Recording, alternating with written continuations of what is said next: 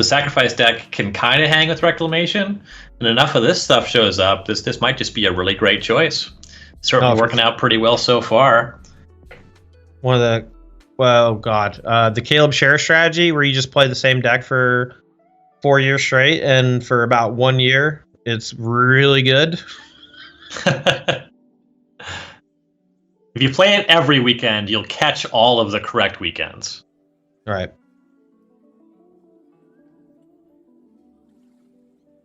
We got Boyd opening up here, Pelt Collector into Paradise Druid, squaring off against a Gutter Bones, and Milner does have that turn 2 Priest of Forgotten Gods. Yeah, the Priest of Forgotten Gods here seems like a pretty easy play, but maybe getting Witch's Oven and Cauldron Familiar down is a little more important. You stifle some of the bleeding, and you gain a little bit of life along the way. It makes it a little harder for them to attack. Play here, yeah, Cauldron Familiar, Witch's Oven over the Priest on turn 2. Gutter Bones is going to rumble in.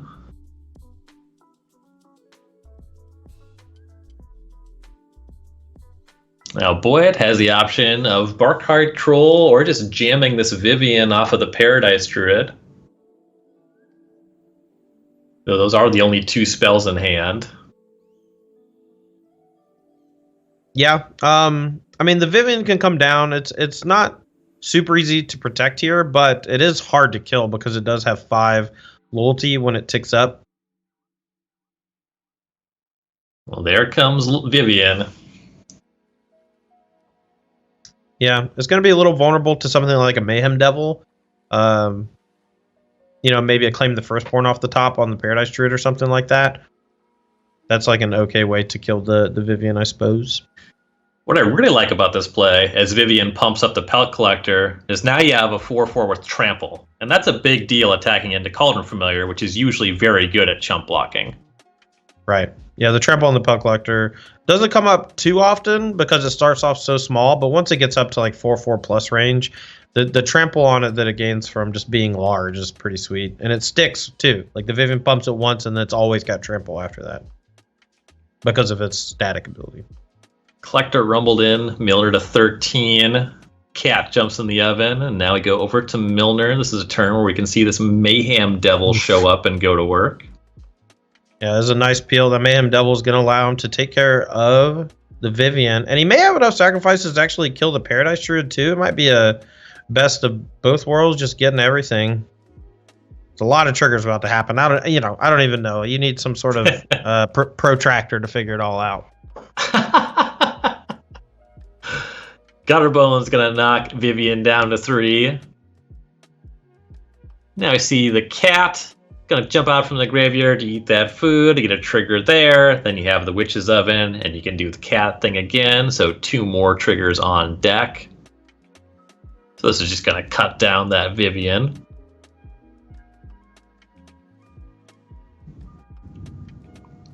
Apologies for kind of a laggy connection here.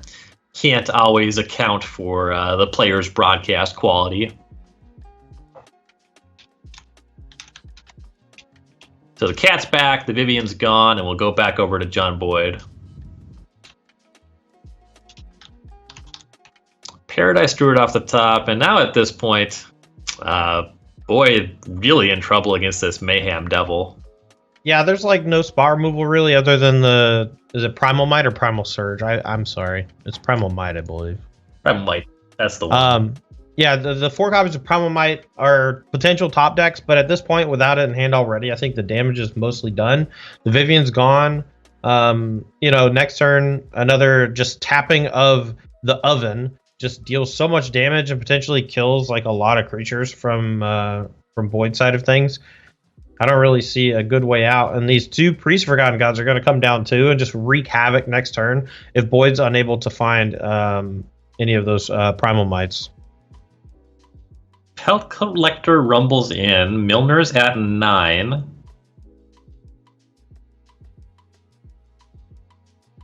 See this Priest of Forgotten Gods shaking about the screen. And onto the battlefield.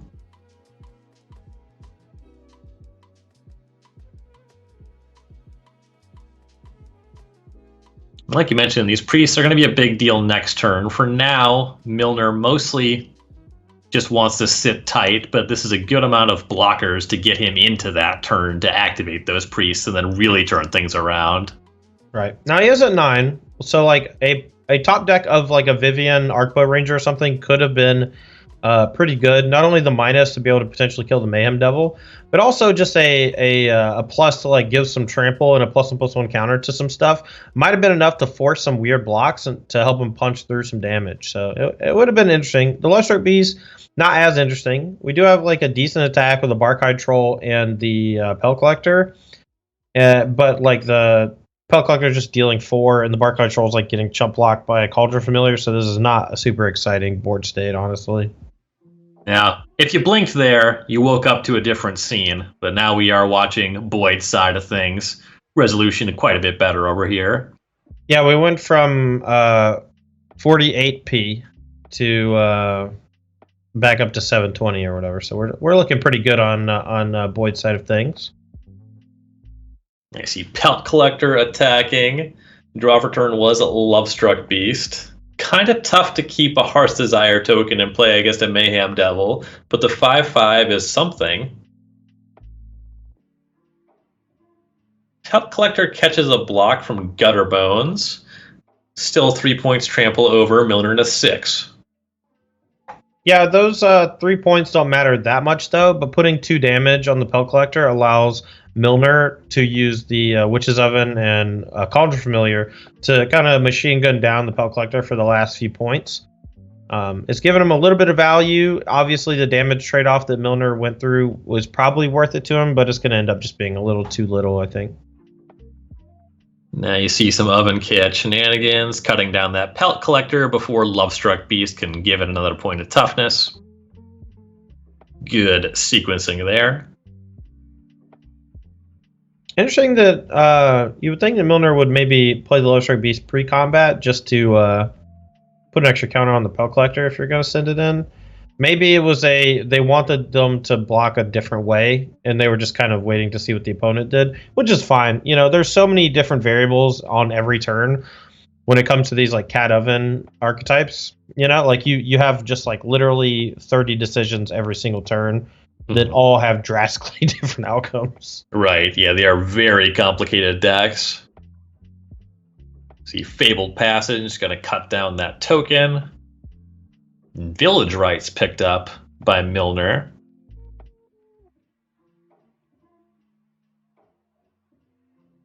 Needs a little more food to sacrifice for the priest.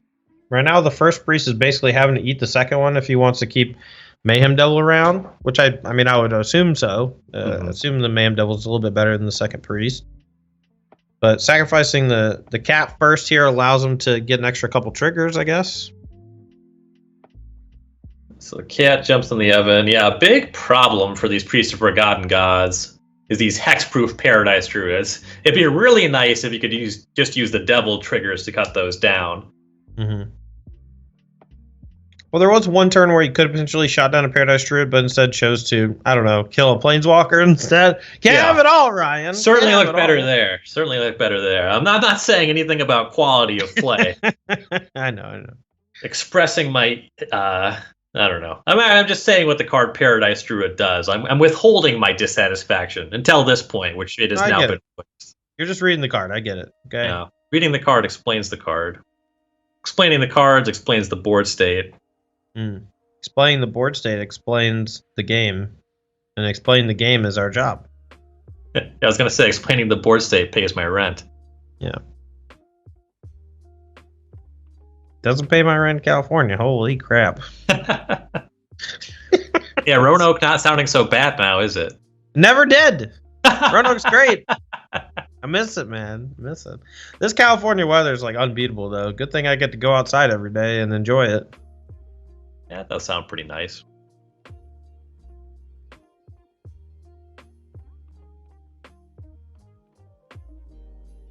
All right, so Priest Forgotten Gods goes off one time, takes a Paradise Druid.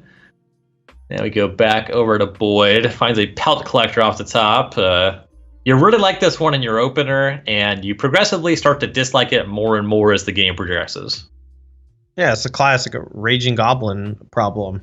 It's so good on turn 1 and so bad on turn 7. Your top decks on average after the first few turns are pretty bad when you're playing an aggro deck most of the time. Mobilized District animated here. Void knows there's not much time. Oh yeah. This is you got to fire them off. Unfortunately, the Pelt Collector can come down before attacks, but there's no way it would ever actually get to allow the Love Struck Beast to attack because of the Cauldron Familiar being able to sacrifice the food token. If the Pelt Collector was played pre-combat so the Love Struck Beast could attack, it would be easily foiled by Milner. So here's an attack for 6, Spark-Eyed Troll and Mobilized District. 1 point shy of lethal on Milner. Realistically, 2 because of the Cauldron Familiar. Yeah, but because of the sequencing from last turn, the Cauldron Familiar can't really chump block this turn unless the Witch's Oven sacrifices a different creature next turn. But without Village Rites in hand, there could be some shenanigans afoot still. So we'll see how this is sequenced. I think we're way more concerned with Milner just easily winning the game if he just doesn't take lethal right now. No, that's fair. That's extremely fair and probably true. So 6 points comes across. You check that list there. This is not a giant growth build of the deck, and these are face-up deck lists.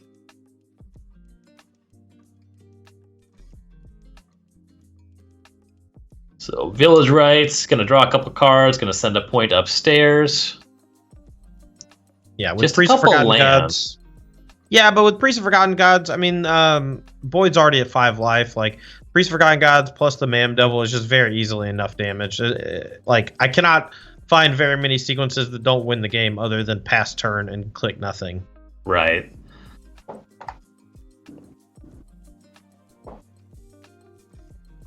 If the rope were already burning, you could maybe get a sense of it.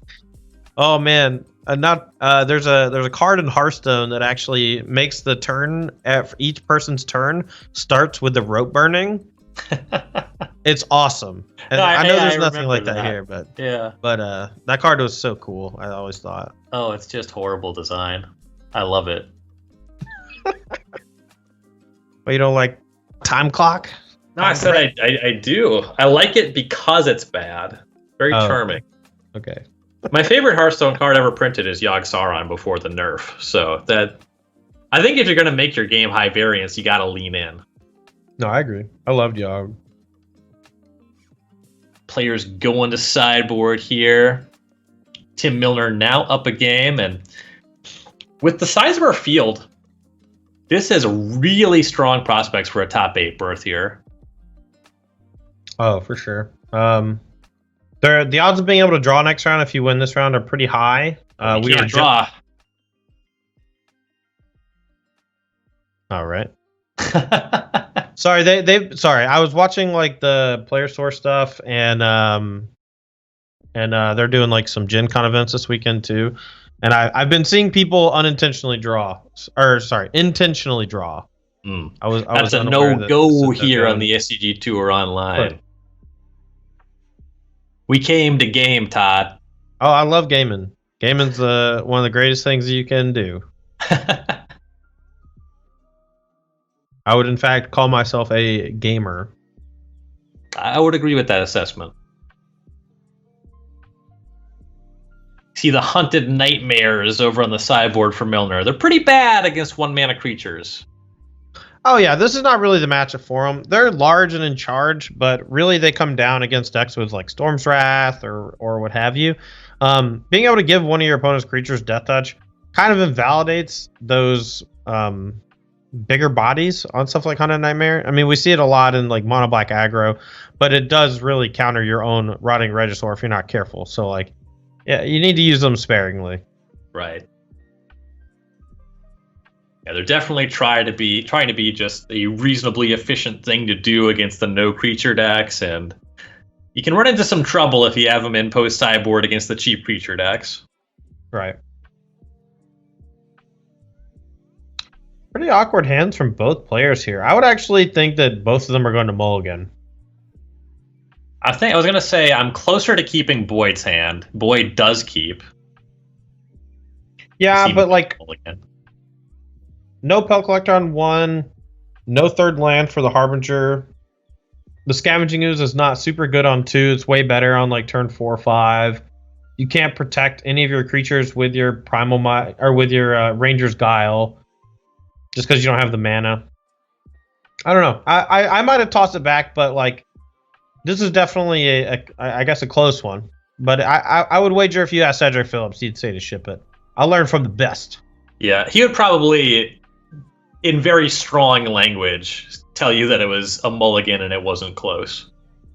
Yeah, he'd just be like, it's a very obvious mulligan if you've ever played the deck in any tournament. Would never keep this hand in my life. Yeah, now, Scavenging Ooze has a very high ceiling in this matchup, and I think just in terms of individual cards, it probably is your best possible card. However, this happens sometimes. You see, claim the first board Witch's Oven, taking care of that Ooze right away. Turns out the Rakdos deck, decent at like killing creatures. You know, just not too bad at it if they wanna. Well, third land does come off the top right in time for Garrick's Harbinger. And you know what ability I really like is a good Hexproof from Black. It's a really elegantly worded thing. Oh, is that a misstep from Milner?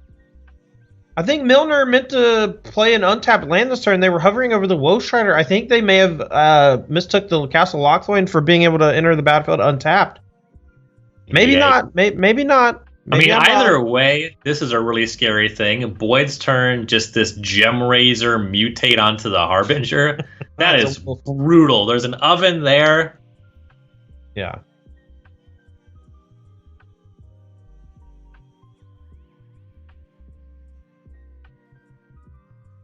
Naturally drew lands too, which is nice. So has Ranger's Guile for protection next turn. You can keep this Garrick's Harbinger from getting pounded by some sort of red removal if there is any. I mean, this is also why you keep this hand, right? Now that this has happened, you know, the Ooze got bit. What are the odds that you're really going to get got by 2 claim the firstborns? Now your Harbinger with Hexproof from Black has Trample. So the Cat Oven stuff is less of a thing, and the Gem Razor also took care of an oven on the way down. Mm-hmm. Primal Might there is backup if a Priest of Forgotten God shows up. Yeah, I mean, maybe the Garrick's Harbinger is just like good enough or whatever. I don't know. Like, it just didn't feel like a 2-lander on the play there with that potential hand was good enough. Like, if you're curving into like the nuts, I mean, he drew literally land, Gem Razor, and the land and Gem Razor were all actual perfects for like making his hand look super good. Well, I think that there's also just the question of how well the deck mulligans. Sure, that's also that's so this is one of the few decks in Standards that is very susceptible to draw the wrong number of lands. So if you keep a hand that maybe needs to hit, at least these spells sure looked really good now that it has worked out. Yeah. Looks like Boyd is reading the novel that is his Gem Razor. A lot of text on Trample. one. Yeah, it has Trample though, so it is going to be able to get in there and trigger the Garrick's ability, or the Garrick's Harbinger ability, I believe. Yeah, I think it's just any combat damage on that one.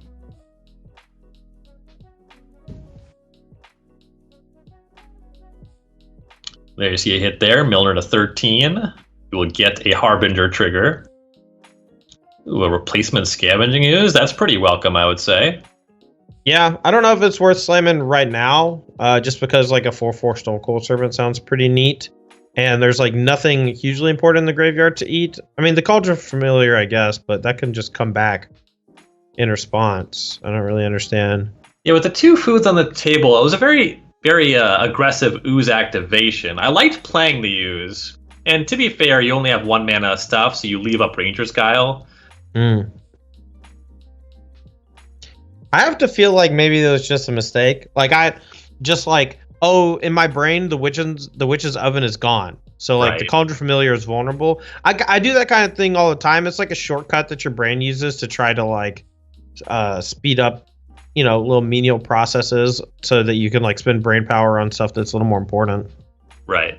And I think that's just what it is even if it was unintentional or not fully thought through, the big thing was leaving up this Ranger's Guile, and that's been done successfully.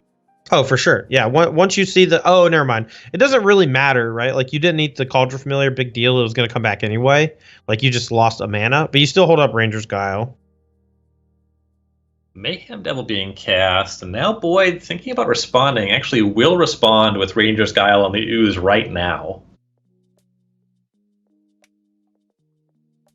The Woe Strider does represent a lot of just random damage. Yeah, just sacking. I mean, the Witch's Oven too just compounds this a bit too. This is pretty scary. But both creatures are currently insulated from the Mayhem Devil, one from Hexproof from Black and the other from just Hexproof from the Ranger's Guile. I love this attack. This is such a good attack. Woe Strider rumbles in. Was the Ooze actually jumping in front? That's interesting.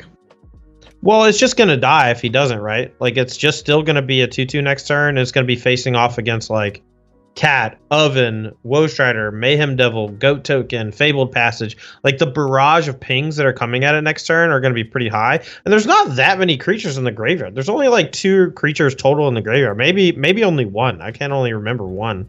You also don't really want to spend all your mana on Ooze your next turn, so that does make sense. Yep. Yeah, you can There's some really interesting lines Boyd has. If you're talking about creatures in graveyard, if he's really into it, you can cast a 0 mana Stonecoil Serpent, but that's a pretty serious investment. Yeah, I'm kind of off that.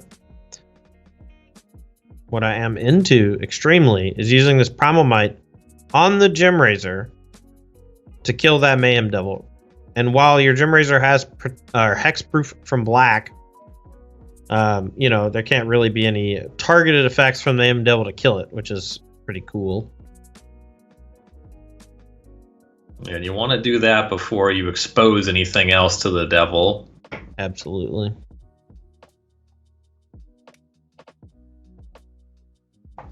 Well, the question for Boyd seems to be, how big do I want X to be? Yeah, it's not permanent though, and the life total is still at 14, and you're going to use the rest of your mana probably to go Pell Collector and Stonecoil Serpent. So I'd probably just pay 1 and just let it fight. Just turn it into a Prey Upon, You can sell me on X equals 1 because of the familiar block. Okay, I actually kind of like familiar block, yeah. Or doing it to prevent a familiar block. That way you just get to chip in for 5 for no downside. There it is. Primal Might X equals 1. Fight down that devil. Now the question is, do you play Pell Collector or do you play 2/2 Stonecoil? Or 1/1 Pell Collector, 1/1 Stonecoil? You probably jam and see what you hit. And go from there. Oh, sure. You still get the look from the Garrick's Harbinger. That makes sense. Right. Fabled Passage. Being sacrificed with this Might on the stack. Trying to get some Mayhem Devil triggers. Now the devil will jump in the oven. Boyd to 13. Gem Razor has Trample. I feel like it would have maybe been slightly better to just sack the cat to the oven and then bring it back immediately to get the extra point to the face. Maybe not, though. I mean, your life total would have been exactly the same because you gain life off the Cauldron Familiar, and you just get to deal damage. But I guess he gets to do both ways now, right? Like, he gets the Cauldron Familiar block and gets to bring it back, so he gets to use that excess food token. Right, yeah, the backup food can be relevant sometimes.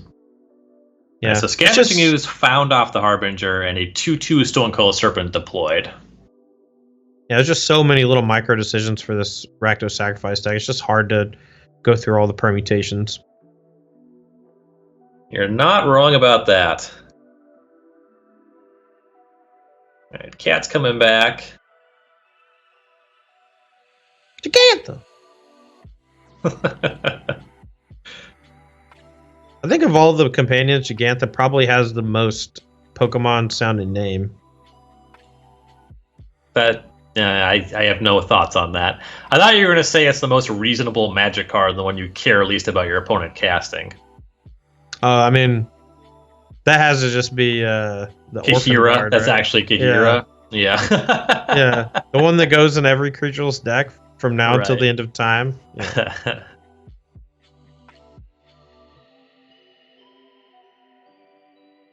The Woe Rider escapes. Now there's actually a reasonable blocker for the Gem Razor. Mm-hmm. Being 5/4 is pretty large. Ghost Rider is a card that has really impressed me since it came into Standard. Yeah, it's really just an excellent card.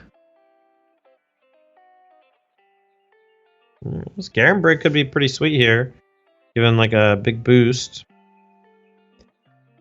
of mana. Castle.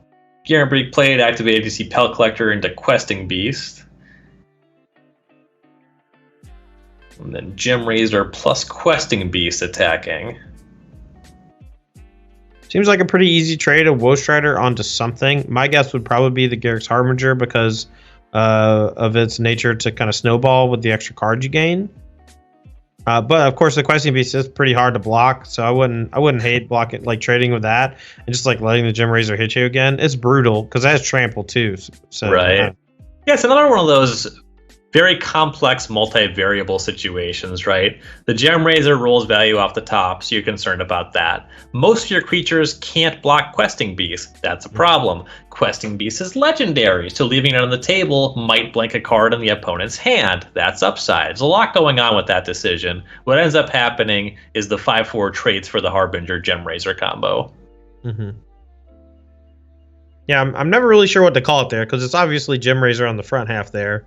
But like, it's definitely a Garruk's Harbinger still. Yeah. I think for the purpose of the coverage, I try to just say the whole thing every time. What if? Well, okay, but what if there's like 7 of them?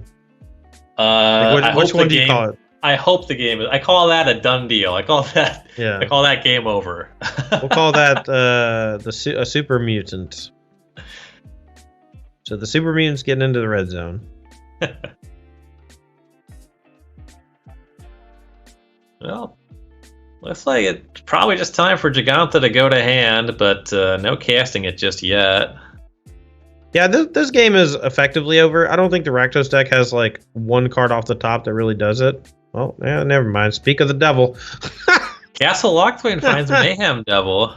Oh man, maybe that's enough. Probably not, but maybe. I mean, you can do some like blocking on Pel Collector, trade Mayhem Devil for Questing Beast stuff. Scavenging Ooze can eat the Cauldron Familiar maybe after combat, after it's all said and done.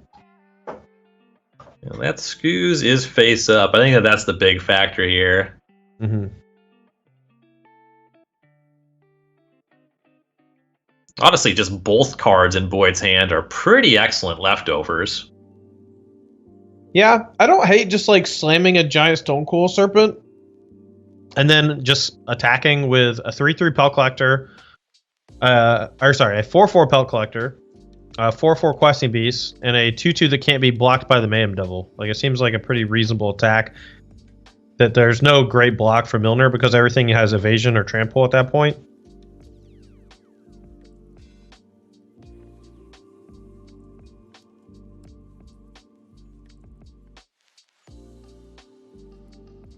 Castle Garenbrig floats a bunch of mana.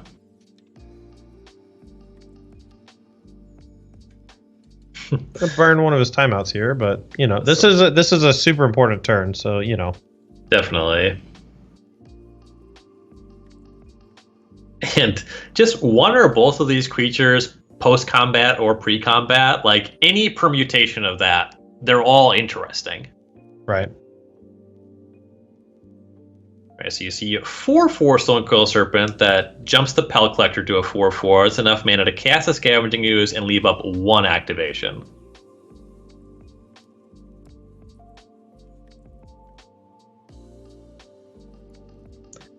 It's now the team comes in 1 point more powerful.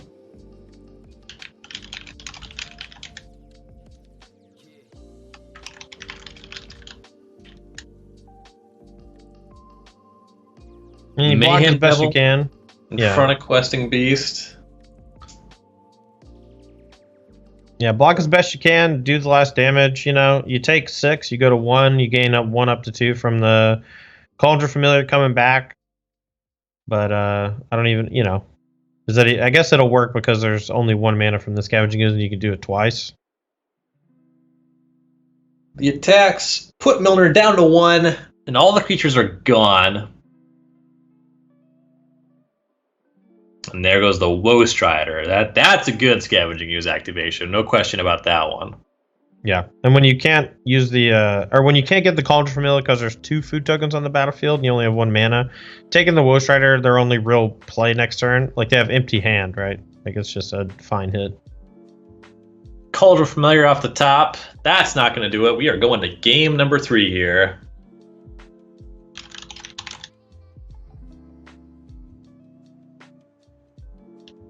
This time Milner is going to be on the play.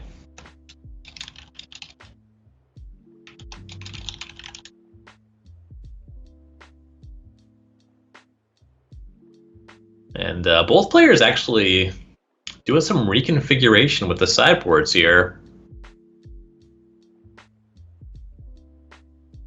All the Lovestruck Beasts out for Boyd. Yeah, that one's tough to leverage against Mayhem Devil. Yeah, it's just chopping down all the 1/1s, making it into a 5/5 defender. Not exactly ideal. No.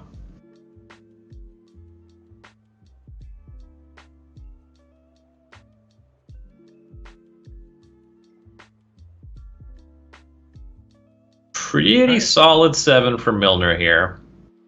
Yeah, and being on the play a big deal as well. That hand is just quite good. I don't think you could ask for much better, other than like maybe a 3rd land guaranteed instead of the Empress Shieldbreaker. But the Shieldbreaker is like good to have later, so I don't know. I think if you're Milner, the only thing you could ask for is for Boyd to keep his 7. Yeah. That hand is a mess. It's 2 pair, but it's like 3s and 7s. Yeah, and the Grey Hinge, not exactly castable for a while. Like it's fine if it gets going, but the fact that like it's just gonna be a minute. And that was, I think, definitely a mulligan. You kind of want to keep it because those cards are good. They just don't work together at all. Now we're taking a look at what to put back on a 6, which I would say is a pretty serious upgrade. Yeah, no, it's definitely a significantly better hand. The question is, what card do you put back there? Boyd went for Forest. I don't know that I have the gumption to do it. I think I might have put back the Questing Beast. It's tough to put the Forest back when there's money on the line, but I make that play every time when I'm practicing. Okay. You just gotta try to make yourself get lucky, you know? Yeah, but the way you can definitely lose the game is drawing Forests and getting rid of the Questing Beast, right? That's true. No, you're right. There's that turn 2 Priest of Forgotten Gods. Can't really ram through that one on the draw. More like Priest of the Forgotten Gods. Now, what does Boyd do here? Now, if in terms of just sequencing a Pellet Collector, Scooz, Troll, Questing Beast, that's kind of the natural curve. But you don't really want this Scooz to get into trouble with this Priest of Forgotten Gods. Yeah, and Dreadhorde Butcher in hand actually spells just complete doom for Boyd no matter what he chooses. So he chooses nothing. Just leaving up Ram through, that is interesting. Kind of love it. Tell me about this play. What do you love about it? I mean, you don't just get completely dumpstered by a Priest of Forgotten God. Like, there's not a whole lot of options here. Sure. Like, this thing is really bad for you. I'm not going to sugarcoat it. Well, I'm there. I get all of that. Yeah, it's not really about casting the Ram through this turn. It's just about like not playing anything that turn. You know. Sure. Trying to find a spot where you get to like play a thing, ram through the priest without getting just crushed, without having to like trade your soul for it or whatever. Dreadhorde Butcher ram through in response. Maybe not. I think at this point I like trying to block the Butcher with the Pellet Collector, right? Yeah, absolutely. Like, there's So very little incentive for Milner to use the priest yet. So, like, there's no reason to play the ram through yet. Butcher shows up, and that ram through is all but face up. I mean, that and Ranger's Guile are the two instances in the face up deck list. Mm-hmm.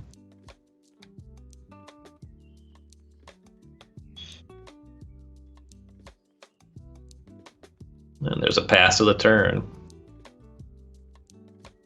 Well, now what do you do?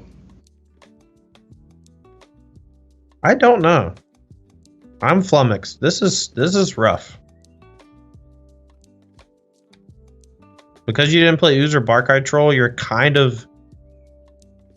I mean, you're almost locked into making this, like, horrible trade here.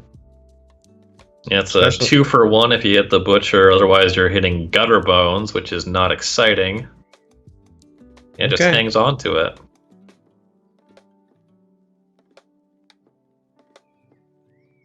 All right, well, this is a tough one here. Paradise Druid off the top that grows the Collector to a 2/2. This does take down the Ram through. This is where I would really like Boyd to go into full control mode and bluff that spell being Ranger's Guile. I think that's what he's doing. Oh, but it doesn't matter. Big boy showed up. Mayhem Devil plus Priest of Forgotten Gods. The combo is online.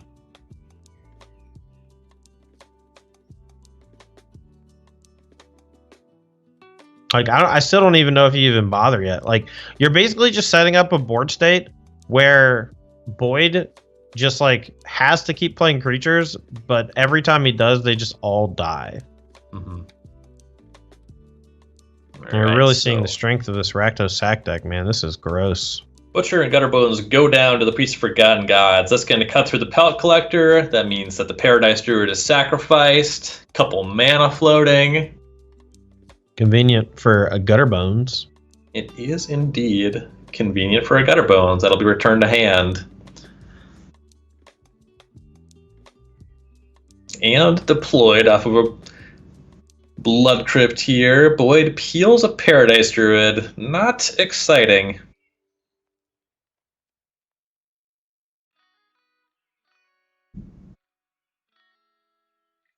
And this mono-green aggro deck, it really has a tough time coming back from behind. You know, going from no creatures to punching through this kind of force. This is really difficult for mono-green. Yeah, and they don't really have a lot of the tools necessary to compete with a card like Mayhem Devil. Their strength lies in their opponents not interacting with them too much, and their strength comes from their consistency and their speed. And in this matchup, the consistency is matched, and the speed is slowed down dramatically from all of the interaction from the Rakdos Sacrifice deck. So just a really tough matchup for John Boyd. And honestly, it might be a bad matchup at just the wrong time to knock him out of top 8 contention here if he loses this match. It's not set in stone. Tiebreakers could come into effect here. We are playing 8 rounds of Swiss today, and it was very close to the cutoff. So XN2 is not dead. Not necessarily. Right. Gutterbones attacks. It doesn't care much about Paradise Druid. Boyd goes to 12. Here's a backup Priest of Forgotten Gods, or rather something to sacrifice to the first copy.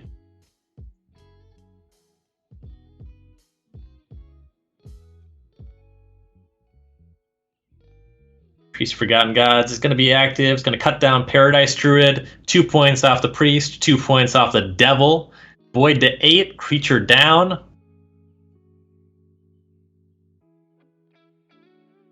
Can't add too much more pressure to the battlefield, but really doesn't need more than what he's got, as Gutterbones is going to come back, and Witch's Oven will join the party.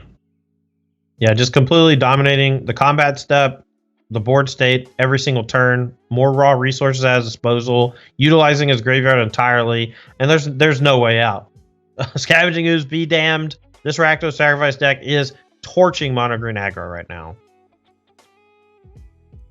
Yeah, and Boyd had kind of an interesting decision on turn 2. It's not clear to me that it mattered at all, kind of the way the game plays out.